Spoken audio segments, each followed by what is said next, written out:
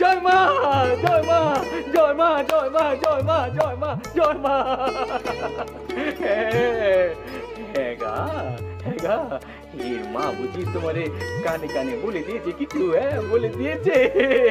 তা বেশ বেশ বেশ বেশ, ওই তল্পি তল্পা গুটি নিয়ে এর কাছে চলে এসো গো, এর কাছে চলে এসো। ওই আমার পুকুর জয়রাম বাড়ি তো তোমার যাওয়া আসা লেগেই থাকবে, হ্যাঁ লেগেই থাকবে।